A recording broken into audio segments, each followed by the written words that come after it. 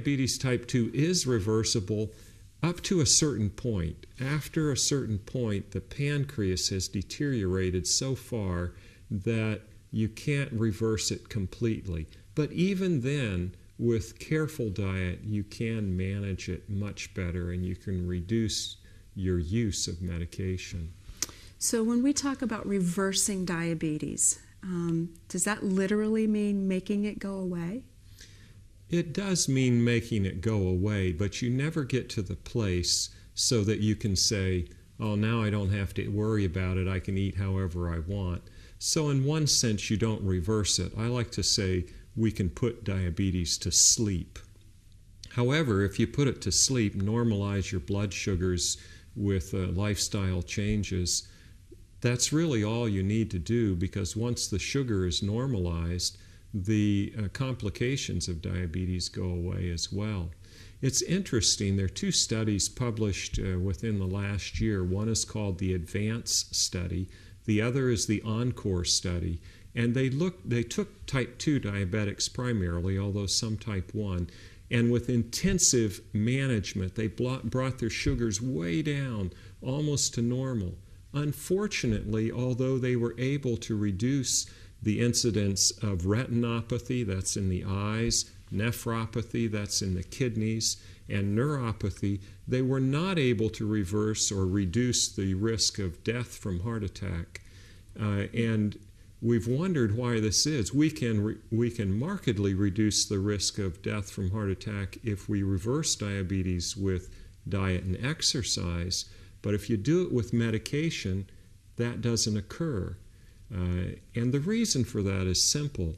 The medications we use drive insulin levels high, and they also, some of them, particularly the sulfonylureas and the glitazones, two particular medicines we use for type 2 diabetes, they may lower your blood sugar, but at the same time they raise your risk for heart attack. So controlling your diabetes is very, very important.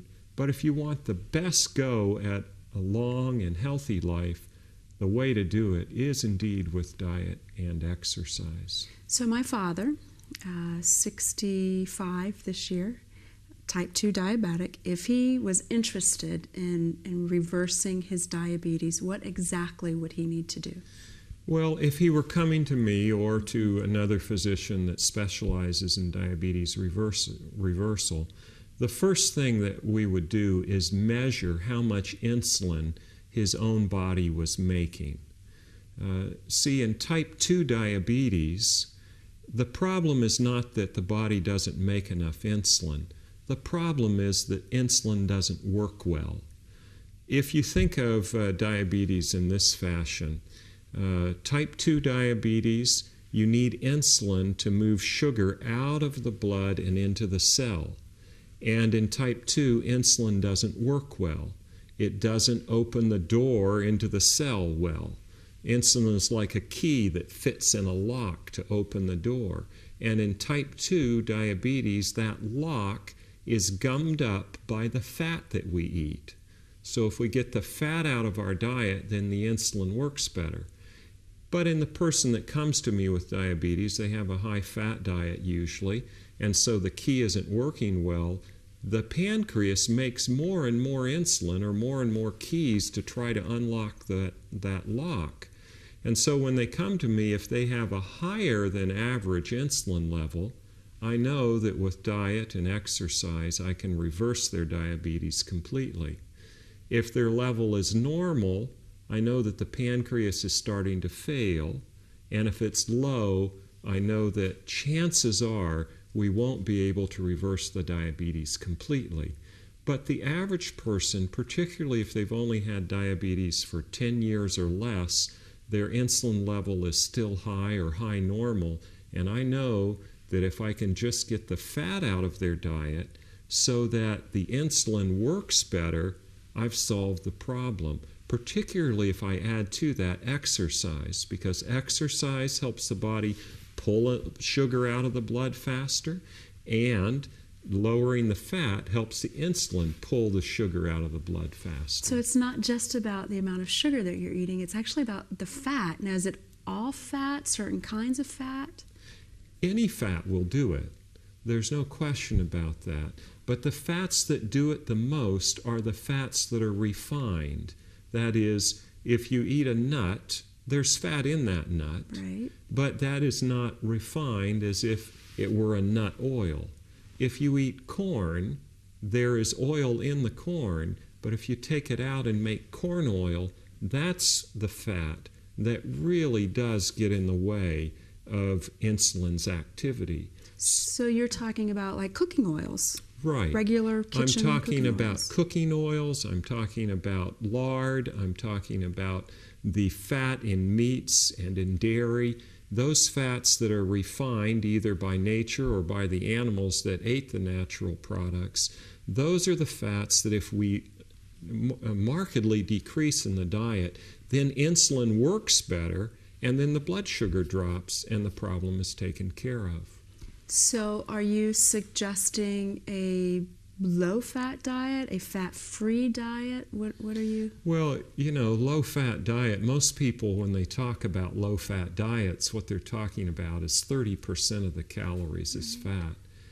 I'm saying even lower than that. Okay. If you want diabetes reversal, say you have diabetes quite badly, type 2, it's advanced, you're on some medicine, you need to lower that fat to about 10 to 15% of your calories. Now, you can say, well, do I have to count every fat calorie? No. What you need to do is eliminate refined fats. And I say those are animal fats because the animal has already refined them for you, or refined vegetable fats where industry has taken the fat out of the corn or out of the soybeans or out of the nuts, and you have it in a bottle, or out of the olives. And if you will lower that, eliminate the oil and eliminate the animal fats or make them very minimal, you'll find that insulin works really well once again, and suddenly you can do pretty well. Now, initially you also have to reduce your intake of refined carbohydrates. Dr. Barnard, in the first study that he did, didn't restrict refined carbohydrates and found that people were eating a fair amount of hard candy. And he had good results, but the second study, he decreased the intake of refined carbohydrates as well, and the data was even better. So you really need to pour the sugar, if you will, or the carbohydrate into the blood slowly and take it out quickly. You pour it in slowly by eating complex carbohydrates, that is, whole grains, vegetables, fruits, and some nuts which have fat and carbohydrate in them. Beans are the perfect one for this diet, beans and rice or whole grains. And then lowering the fat so you get the sugar out of the blood fast, and adding in some exercise so you get the sugar out of the blood fast.